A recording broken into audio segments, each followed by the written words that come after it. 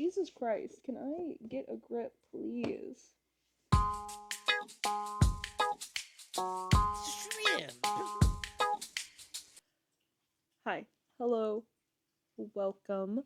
We are 4 months into the year, and I am currently sitting at 11 books. Um, and I thought that was a good number to maybe stop at and to kind of run through and give a review of what I've read so far. We've had some solid, I think I have 3 5-star books in this little stack next to me, which is huge for me. I don't give out 5 stars lightly. I am not a very generous rater. The few books that didn't really hit all the marks for me were quickly followed up by books that did. So, feels pretty good. I feel pretty successful. Anyway, I'm sitting right now at 11 books, and I thought now would be a good time to kind of run through all the books I've read, relive the past a little bit. Please don't drink my coffee. Let's jump straight into it, yeah?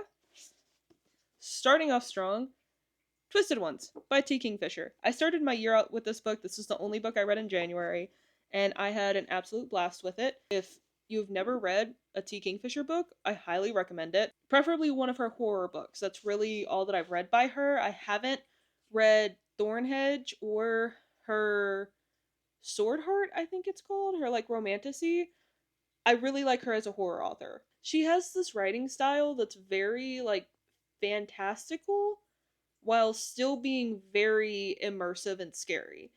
And it's very fun. If you are like a fan of horror, I definitely, and you're wanting something a little more atmospheric, I would definitely recommend T. Kingfisher. This follows our main character, Mouse, as she goes out to this remote location in the woods.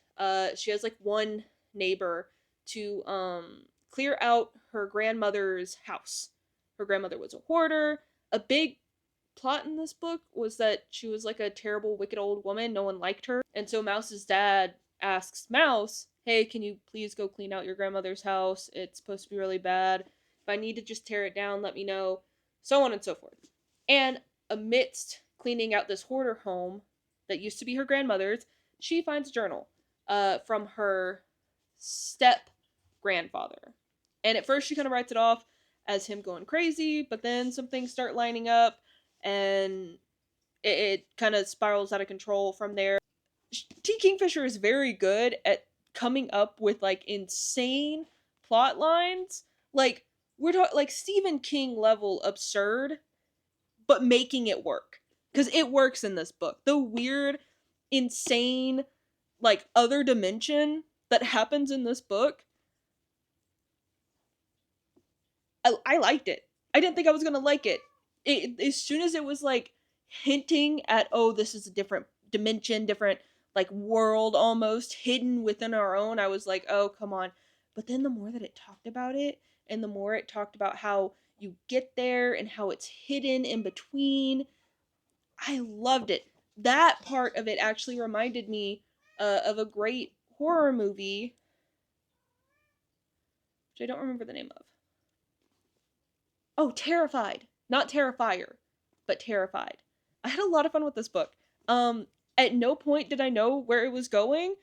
As soon as I kind of got an inkling of what I thought it was about or where it was going, it was just down the drain. And I will say, when I read personally, I'm not constantly like, ooh, I wonder what's going to happen. Oh, I bet this is going to happen. I really don't try to guess the plot. I really like to just be fed. You know what I'm saying? Some books I definitely read very analytically and critically, and like I try to think about where the book's going, and if it doesn't go in that direction, then it's like, eh. Very rarely do I do that. Most of the time, I'm just here for the ride. I read for pleasure. So I'm just here for a good time. Hey, oh my god, zombie.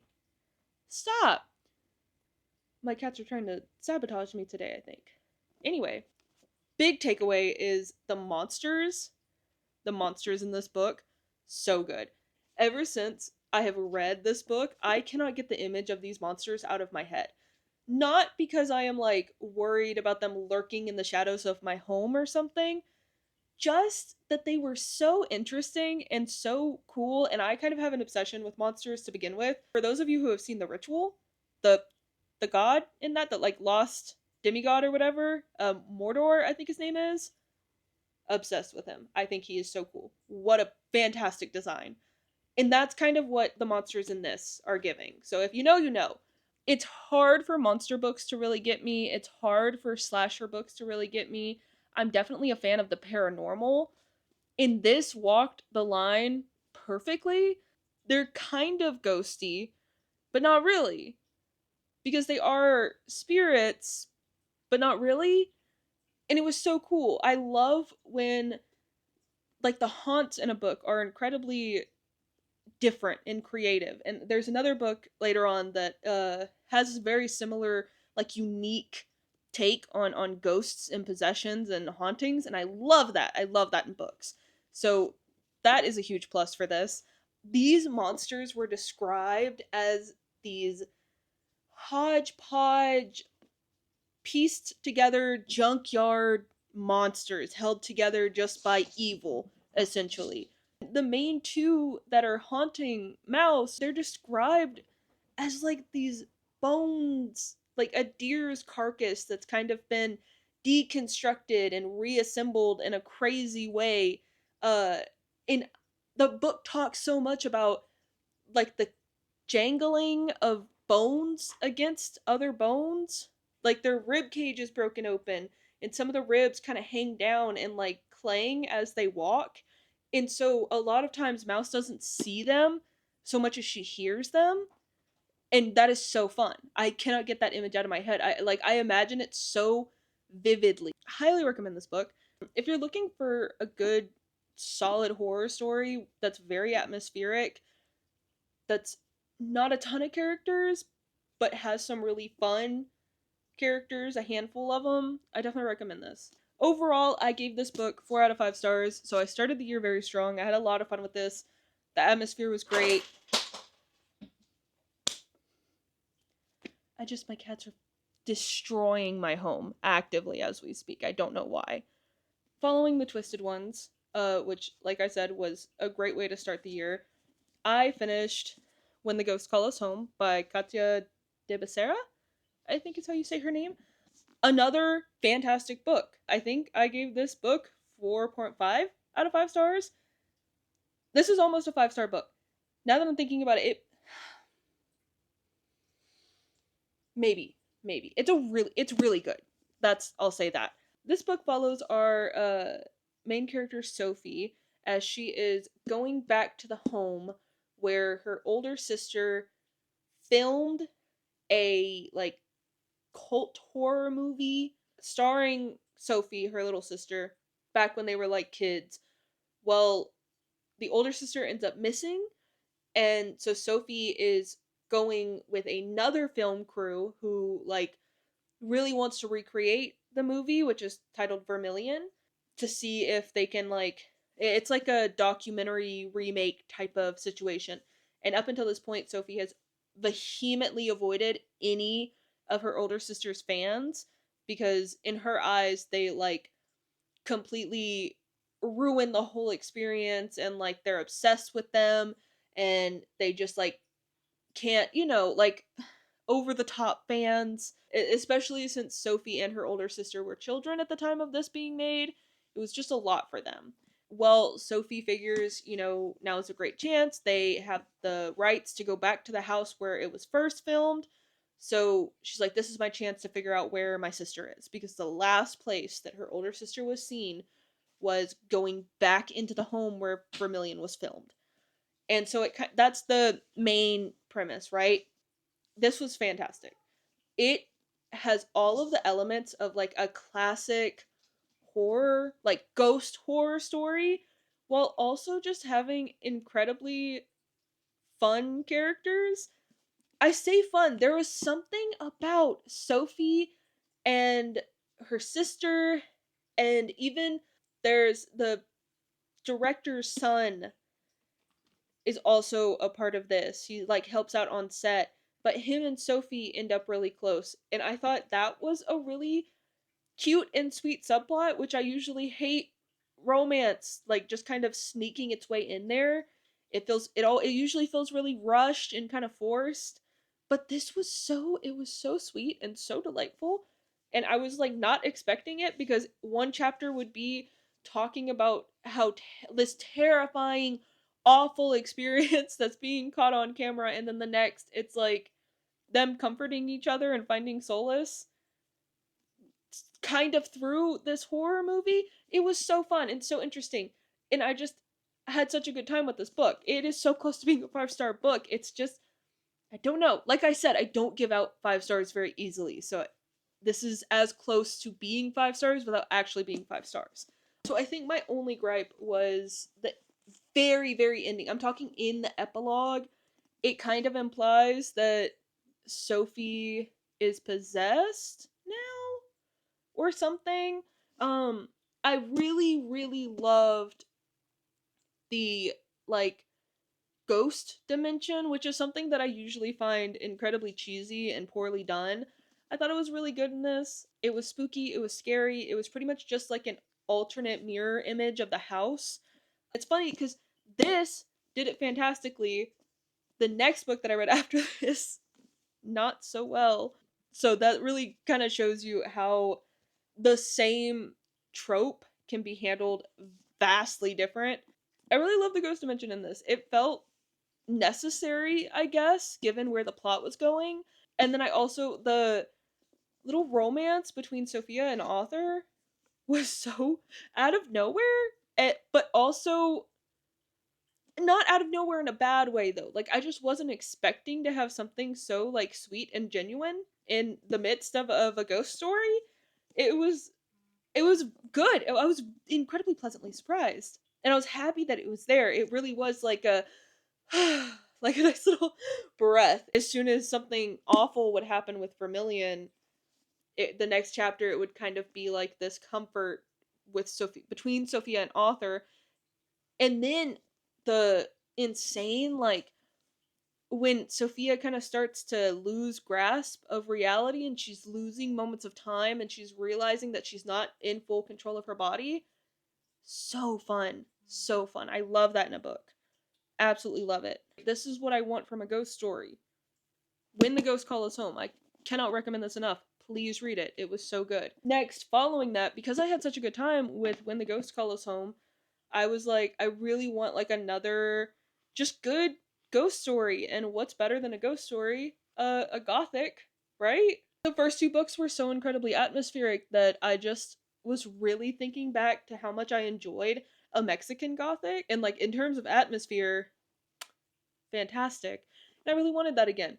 And so I went and picked up House of Shadows by Darcey Coates.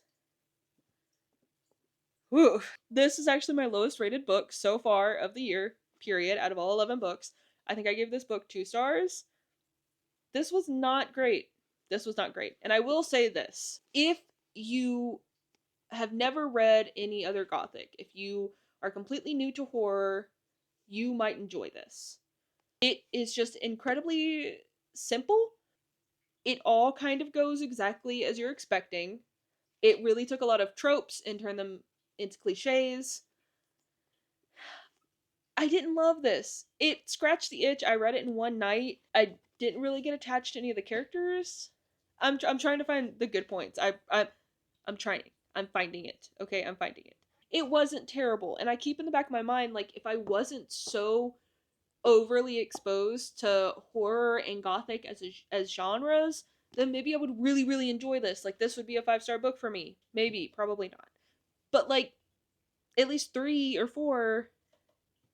Funnily enough, the main character's name is Sophie, which I think is really funny because in terms of like you could almost classify this as a gothic because it does take place in a really old home and it's ghosty and it's spooky and like comparing these two books is insane, especially when the main characters have the same name because this was fantastic. You want to talk about atmosphere? Oh my god. This So this book follows our main female character, Sophie. Her father's business, something terrible happens and it starts failing, and so he marries her off to Mr. Argenton?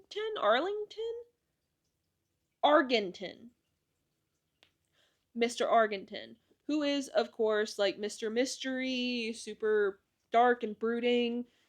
And Sophie, like, from the very first page, she's like, oh my god, he's so scary.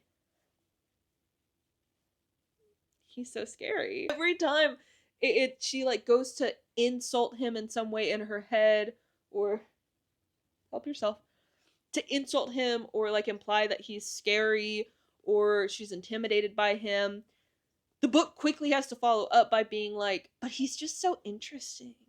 But he's just so kind. But he's just so, like, it really has to contradict itself because God forbid she be in the slightest bit like concerned or upset about her situation. They really want to try to make it seem not as bad as it is.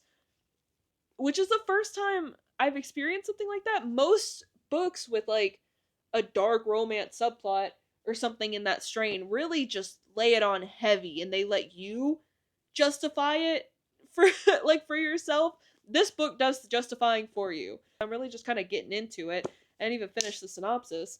Anyway, she goes with Mr. Argenton to his giant, remote, desolate, in the middle of nowhere mansion, which is bigger than you could ever imagine. Half of this book is Sophie getting lost. And I'm indoors getting lost. Just completely cannot find her way around, no matter what. Half of this book is I tried to go back to my room and I wound up somewhere new. And that's really the only way, I guess, they could encourage this very meek, shy, quiet main character to do anything like dangerous or sketchy or like not follow the rules. Is it had to be accidental. The aunt very clearly is evil and like doesn't want her exploring or doing anything in her own home that she now like owns with Mr. Argenton.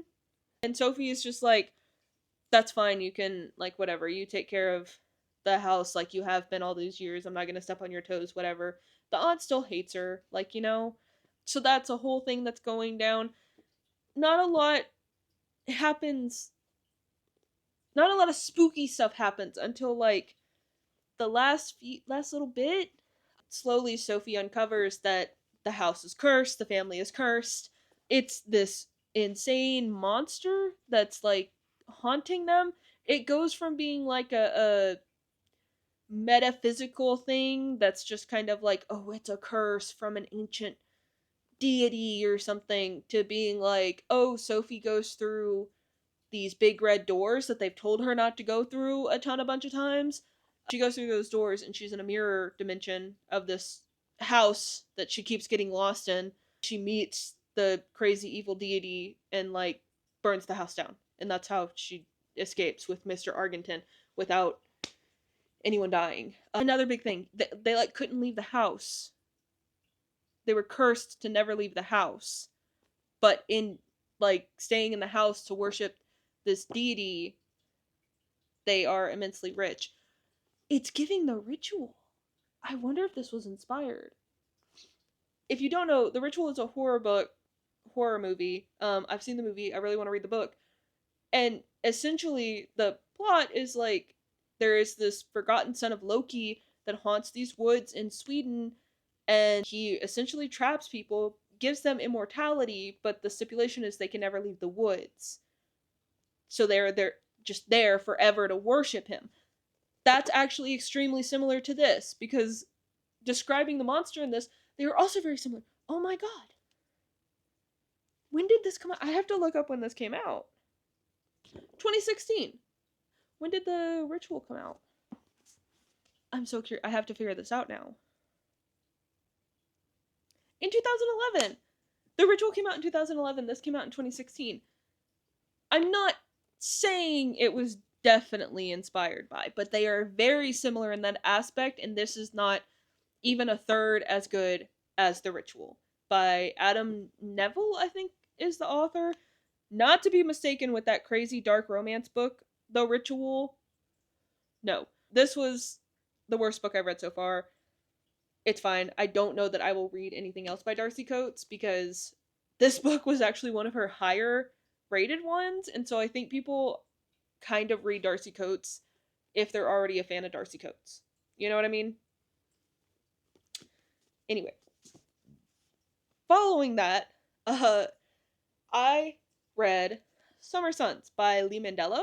The feelings I have about this book. So I'm gonna let me get the synopsis first, because I have a lot of takes on this one. So this follows our main character Andrew, right? Yes, Andrew. And he is dealing with the suspected suicide of his best friend. And his best friend, they have a really turbulent past, and essentially Andrew goes and steps into Eddie's life and goes and lives in his old house, starts taking like similar courses that Eddie was taking at the school he was going to, essentially inserts himself into the circle that Eddie was living in this other town, because they were separated for like the last 6 months of his life while Eddie was going to school, doing all these things, and Andrew was supposed to go and join him. But before that could happen, Eddie supposedly took his life. Andrew is bound and determined and swears that Eddie would never take his life. That's not what happened at all. So, that is kind of the main premise. So really, there's so many things in this book, and some of them definitely could have been left out. Let's start with the good ones, though. I loved the ghosts in this.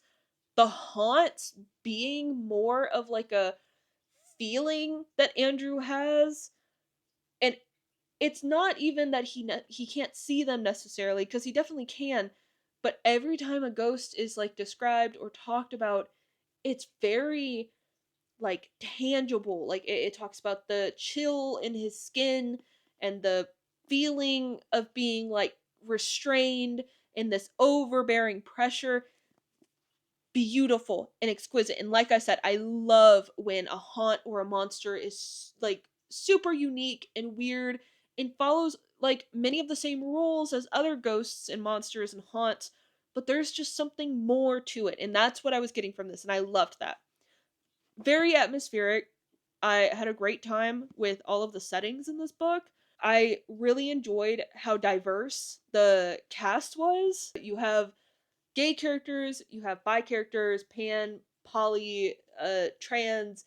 There's it has some POC characters that deal with POC struggles, all kind of in the background of like these major events, and it none of it felt spoon fed or forced. It was all just kind of like, that's how life is, and so that's how it was in this book. Now, two huge things that I didn't love. The drag racing, so pointless. It added nothing. It added nothing. There would be like, I just didn't need all of the extra dialogue. This is a very dense book. At least for me, it took my full focus to read this and actually enjoy it. It wasn't a book that like I could read and have something else going on in my environment. But the drag racing was just so pointless, and then I could tell it was maybe just added in because it's something that the author is interested in, maybe. And I just felt like this is already a kind of dense book. It really didn't need it. It could have been cut out. But there are worse things you can do in a book, you know what I mean? It was not boring at any point, so that's a huge plus. The other thing that I really hated, like, two characters get together in a book, and then there just has to be some sort of romantic conflict where they kind of break up and they have to resolve that issue to get back together. It's always incredibly out of character and just like forced. I felt like Sam and Andrew were acting very out of character. I don't think Sam would have reacted so hugely and disproportionately. Like, yes, okay, he lost an eye. Terrible. I'm so sad. But also, like, Andrew's been through it. He's been through it. And, like, he has been an ass this entire time. And Sam was still, like, kind of interested, like kind of into it. And then, oh, something bad happens, and all of a sudden Sam is like, no, I'm done. I can't. This is too much. It felt forced and a little out of character. Thankfully, though, my King Riley stayed true through the end. What a great character. Just so snarky and fun, with very realistic, like, reactions to everything. He really, like, tries to befriend Andrew right off the bat, especially because, lo and behold, Riley can also sense spirits, but Andrew really just doesn't give a fuck. Like, does not care. That's actually another gripe I have. Andrew really, like, makes it seem like I gotta insert myself into Eddie's life. I have to know everything he was doing to find out if he actually killed himself or if he was murdered. Because I think he was murdered. I have to befriend all his friends. I have to get in his innermost circles. I have to live his life. But then every time, like, one of Eddie's old friends would be like, "Oh my god, Andrew, I'm so sorry about what happened. Do you want to, like, go grab a beer or something?" Andrew's like, "No, I hate you." And they're like, "Whoa, okay." Like, he is just so unapproachable and, like, introverted, but in kind of like a dickish way. It's this weird thing where some of it is definitely out of grief, right? But then other times it's like, these are just people that Eddie knew. And not even 3 paragraphs before, you're saying about how, like, you have to get to the bottom of this. You're so upset about this. You have to know what happened to your bestest, dearest, definitely you were not gay for best friend. You know? Like, with Andrew being so difficult, all of the, like, really fun and interesting side characters make up for it through their, like, persistence in trying to get into, like, Andrew's space and, like, befriend him, especially Riley. I don't know. He's not an incredibly likable main character, but that's not a bad thing. It was interesting and it was fun to read. I gave it 3 stars. I have a lot of big feelings about this book, so much back and forth. But it was overall a really fun time. I did have a great time with this book. Right. Anyway, moving on. Oh my god. I'm not even halfway through. This is such a long video. I read The Frugal Wizard's Handbook. The Frugal Wizard's Handbook for Surviving Medieval England. I can literally not tell you anything about this book because it will be a spoiler. So, this follows a man who wakes up in medieval England. He doesn't know who he is or why he is there. He finds a page of a handbook that he is supposed to have to guide him, hence the title. And he's like, okay, I guess I gotta find all the pages to this book. And so he sets out. So, without getting into any spoilers, that's all I can tell you. I gave this book 3 stars, I think. Oh, it's Brandon Sanderson, by the way. I didn't say the author's name. It's Brandon Sanderson. This was my first Brandon Sanderson book. Don't kill me. I know I'm supposed to read Mistborn and Kings and Seas and his this, that, and another. This was the first one I grabbed because I really wanted something fun and enjoyable after everything that I had read thus far. And this gave me Hitchhiker's Guide to the Galaxy vibes. And it was that. It was that, actually. Just like fantasy. Kind of. It is also kind of sci-fi. Anyway, I struggled with this book. I think because I had been reading books where all of the stakes were so incredibly high going into this, and it just kind of being like a fun little romp with some really interesting characters, it just was hard for me to chew through in the same way. I did ultimately, like, really enjoy the main character. I like that he is, like, kind of not a great guy. Like, he's very wishy-washy as you come to learn, like, who he is through, like, him remembering. But then, like, through the help of these other characters that he befriends along the way, he kind of, like, that's okay. Like, you can kind of redeem yourself through your actions, and you can, like, make amends, and you have to actively work on yourself to do those things. And honestly, my biggest takeaway from this whole book that I still think about is when it is revealed, like, very shortly into the fourth part, I think, that his friend was Ryan, I think. His best friend Ryan, who's, like, there to save the day, has been with his I don't even remember the girl's name, but this girl who he thought died. He thought she died.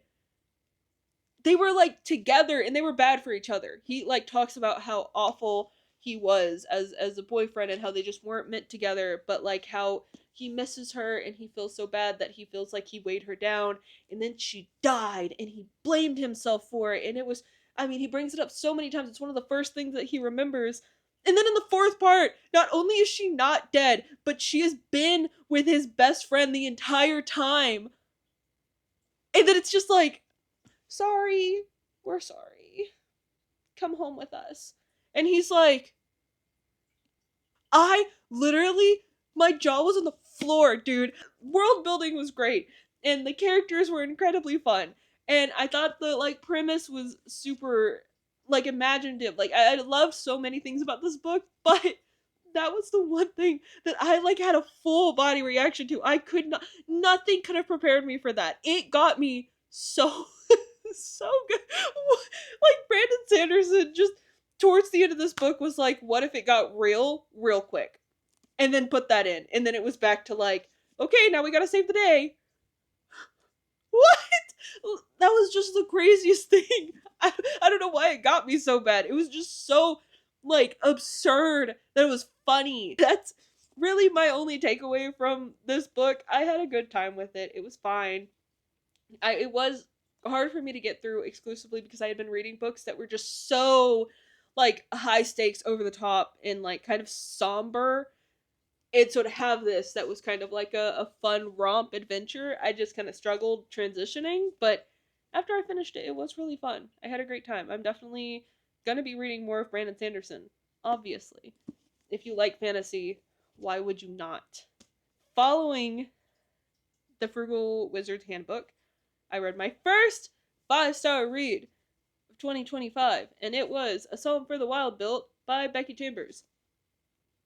Not a shock to anyone, not a surprise. If you've read this book, you know. You know, this was fantastic. I wept, I cried, it warmed my cold little heart. This takes place in a world where robots and humans live separately. One half of the planet is for robots, the other half is for the humans. And so it's not like illegal to come in contact with each other, they just choose not to. This follows a monk who kind of loses their way in life and sets off into the forest to try and regain some of their like individuality, I guess, just to find some type of purpose. And upon like venturing into these woods, they come across a robot who is incredibly optimistic and has like a very different worldview. And it's like the conversations they have and them traveling to this desolate monastery out deep in the woods. Dax and Moscap. Oh my god.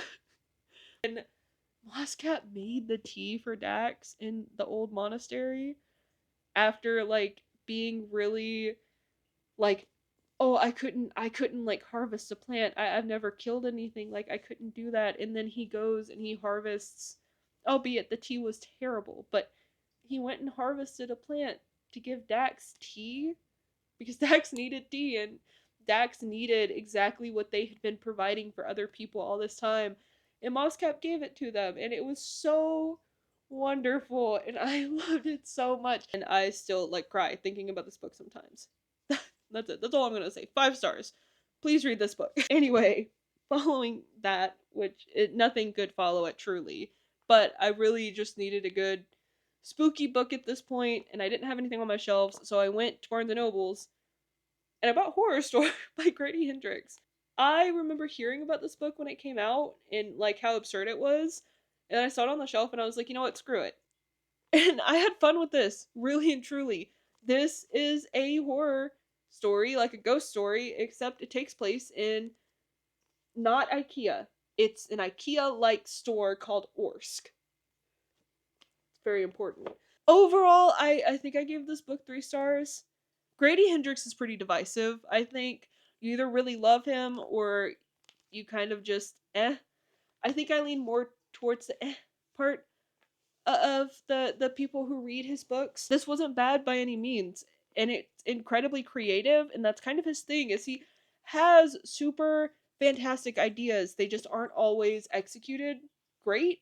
But this was as good as you could imagine. Like really and truly. I don't think I'll read any of his other books, but this I'm really glad I read.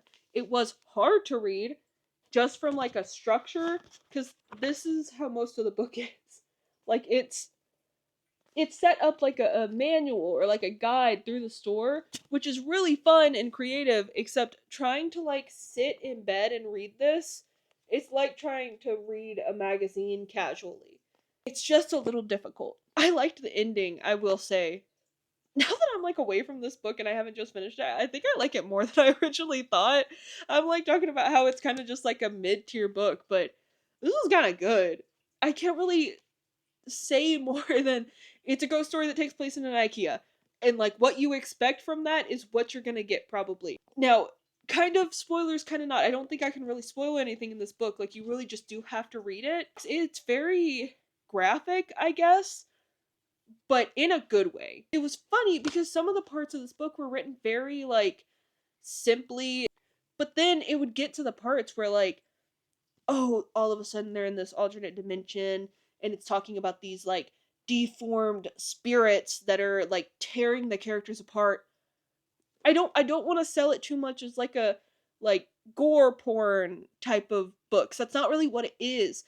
In its like most brutal parts, those are its best parts and they don't feel unnecessary. Like it is very much like it goes from oh silly funny comedic romp through the spooky IKEA to oh my god this like prison lord from all those years ago who was doing wacky experiments on the inmates is all of a sudden here and trying to kill us and scalp us and like inflict levels of pain upon us where we forget we are actually living human beings. I think I like this book more than I'm remembering, which is crazy. I recommend this. I think you should read this.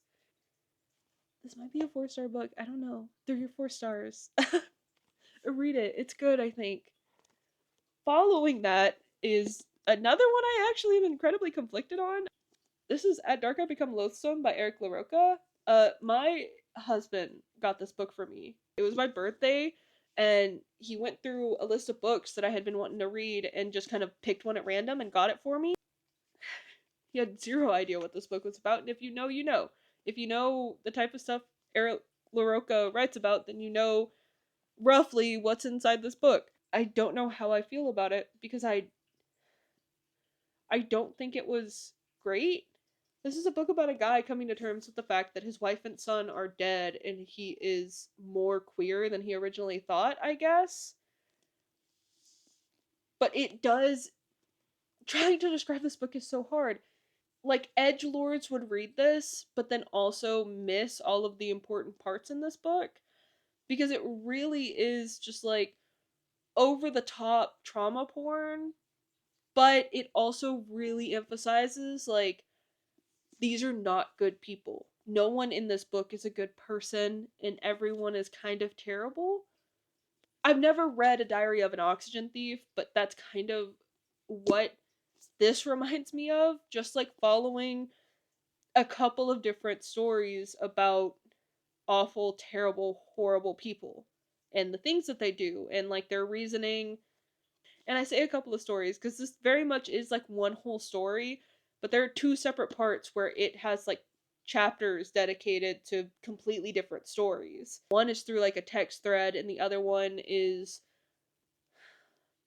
like just a story that the main character is recalling. I don't recommend this necessarily. That's not really.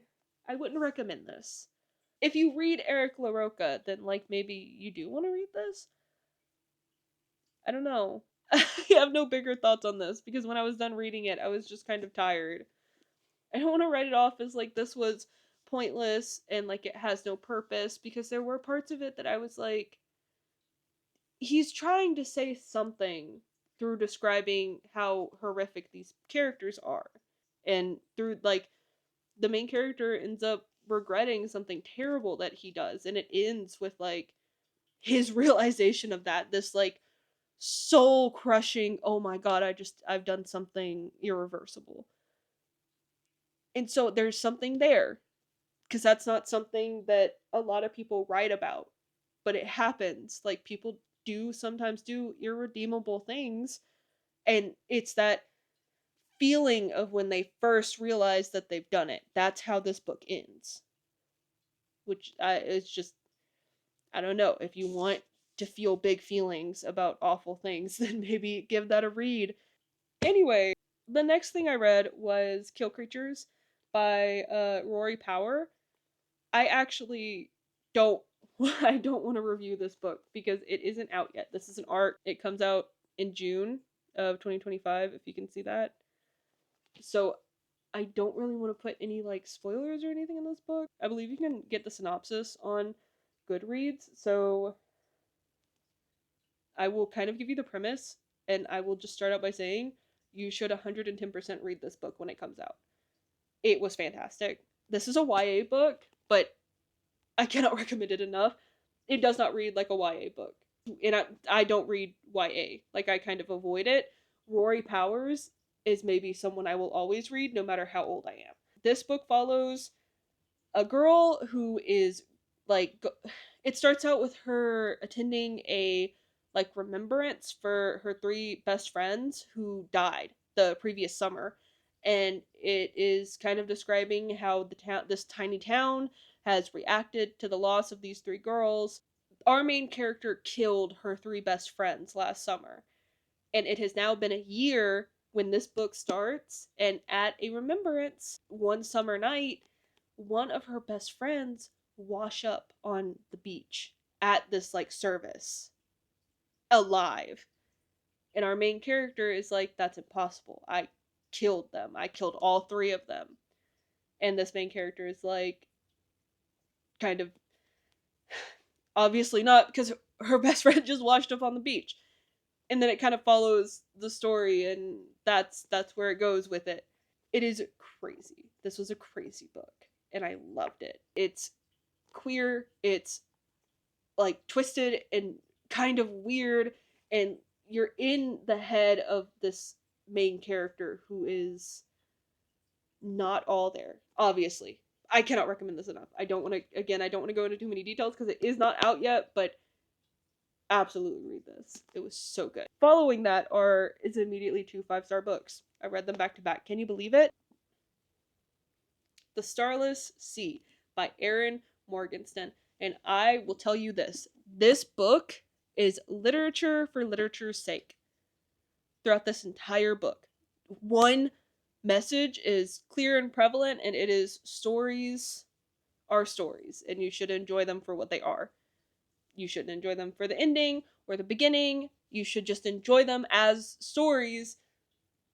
This book has no plot, no big overarching antagonist. It has no crazy evil that must be vanquished. It has no like driving force in the story. It really is just like events happening, and you're following the characters as they happen. But oh my god, this book was so good. It is, I believe, a twist on like the Library of Alexandria. It is a hidden library, except it's not really a library. It is just this vast, endless well of knowledge, of books and writings and stories. The deeper you go, time like ceases to exist, and the deeper you go, like reality is kind of mushy and like able to be sculpted. It really doesn't give you anything. Like everything is implied, everything is suggested, and you do with it what you will. Enough if you just like stories for the sake of stories, and you like reading about reading, or reading about writing, or just reading about characters, you should read this book. And the only spoiler I will talk about is, like I said, this book gives you nothing. It gives you nothing in terms of like story. It feeds you information, and you do with it what you will. It does not handhold you at all. You know what I mean? But the one time this book like gave it to you, just really kind of let you have it, was towards the end when Zachary dies, and Dorian, it implies that Dorian gives him another heart to bring him back to life, gives him Fate's heart to bring him back to life. And it kind of ends with Dorian glancing over at the heart in the box and looking at Zachary. And that's where the chapter ends. And I was crying. I was sobbing, tears. But then it goes to another story, as it does. If you've read this, then you know that it kind of flips back and forth. It has stories within stories. Every chapter is kind of a different thing. But then it goes back to Dorian and Zachary, and it's Zachary waking up. And Zachary and Dorian just so relieved to be with each other. Finally be with each other. Oh my god, I was sobbing because I needed that so bad, and I think Erin Morgenstern knew that. Like, she knew that this should be the one thing that she, like, spoon fed to her readers, and I'm so glad she did, because I knew Zachary came back to life. It was implied. Like, it was very clearly, like, Dorian's glancing between the box that has the heart in it and Zachary on the table on this pirate ship in the sea of honey. But then actually, like, confirming Zachary's alive and he's with Dorian and they're sailing this vast sea to finish their story. Oh my god. And the characters in this were so good. I loved every single character. Even the characters that are supposed to be bad. Oh my god, everything comes full circle in this and it was so good. And this was recommended to me because my favorite book of all time is The Masters of Death by Olivia Blake, which has a very similar feel to it. It's kind of all over the place and then it all kind of like amalgamates into the main story. Everything in this book matters. Every bit of information that you get in this book matters because it's a part of the story and stories are important no matter if they're good or bad. Oh my god, read this book. It is dense and it will take you time and it should take you time. And this was absolutely a 5-star read for me. Just immediately. I like had to take a break after I finished that. And now the last book I'm going to go over is my third 5-star book of the year. And it is Boys in the Valley by Philip Fracassi. Wow. This book follows an orphanage out in the middle of nowhere in 1905, I believe. Yes, in 1905. An all boys orphanage in the middle of Pennsylvanian woods in 1905. So it's very remote and desolate. Winter is coming and they're kind of struggling. It really goes into detail on like how little food there is, how few supplies. Like, life is pretty hard for these boys. A lot of the priests are incredibly hard on them. It is not a happy book. It is not fun in the slightest. But God, it is good. It is good. This is a good book. So after it kind of goes into the details of what it's like to be in this orphanage, kind of following the perspective of a few different people during this, but the first POV is always in Peter's perspective, the oldest orphan in this orphanage. And he really takes it upon himself to like take care of the other boys.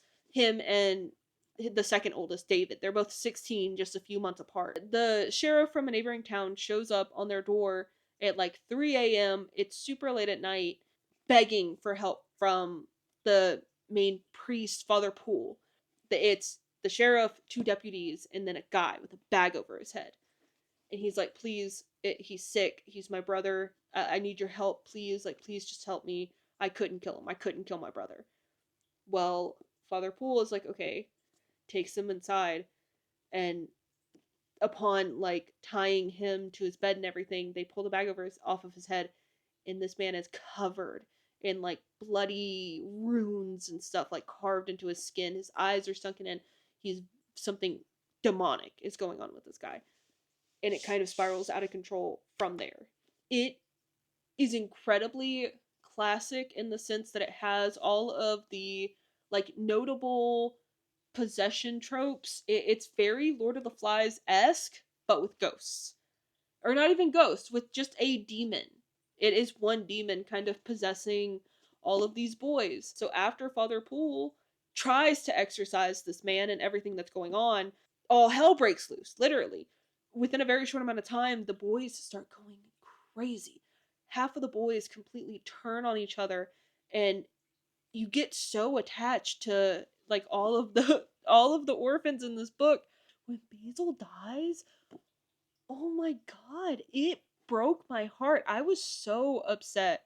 It's just a bunch of these like poor orphans who have had terrible lives and then they're in this orphanage where life is just hard and then they turn on each other. And yes, it's because of a demon, but then the few boys who aren't possessed and are just like catalysts and get caught up in all of this, and Basil is literally sacrificed. It's so sad. It is so sad. And I got way too attached to all of them. And so, like, the more that this book unwinds and the more horrific things that happen, you're just like so invested just to see who makes it. Who gets like to make it out, if anyone. And then you get to the end, and the few remaining make it out. And like at this point, they were like the few that I think I cared the most about. When Peter dies, oh my god. And then it's just David, like closed off, sad, angry David, who this whole time was telling himself, like, I'm the oldest, but I'm still a kid. It's not fair for me to look out for these other kids. It's not fair for it to be my job. But then anytime it came to like push or shove, David was there ready to defend the younger boys and ready to stand by Peter's side as the oldest and ready to like take risks and be challenged in order to just save even one of the other orphans from all of these horrific things. And then the Peter dies in the snow with David begging him not to, and Grace from the neighboring farm. Oh my god. It ruined me. I sobbed. I was way too attached. I'm so happy that the few boys who did survive survived. But god, this is horror. This was so good. I was hooked. I was invested almost immediately. I had to know who made it. I had to know who ended up possessed. I had to know what happened to fucking Bartholomew. Because of course his name is Bartholomew. Even after all the spoilers, if you haven't read this, you should absolutely read it. It is so good. This was such a good book. I cannot recommend it enough. 5 out of 5 stars, horror book. Just for every reason under the sun. I loved everything about this.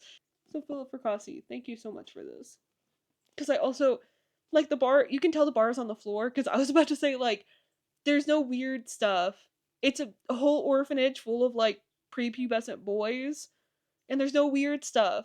And you know what I mean by weird stuff. You know, because it's prolific in horror. Not in this. Not in this. And it's another reason it's 5 stars, because it's just like teenage boys trying to help other teenage boys survive awful, horrible situations. Read this book. And that was it. That was my 11 books. I got kind of more energetic towards the end there as we got closer to my like most recent reads.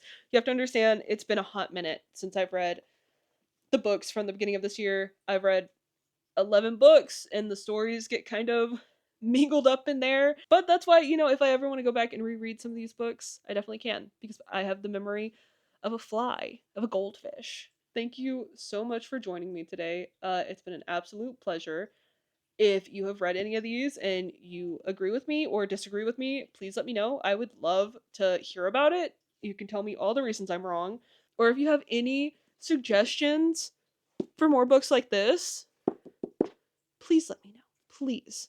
I hope your reading year is going as smoothly as mine has. I've had a lot of extra time to really just dive into books and enjoy. I've been spending a lot less time on social media, and it's been great for my mental health, so I highly recommend it. And with that being said, I hope you stay happy, stay healthy, and stay smelly.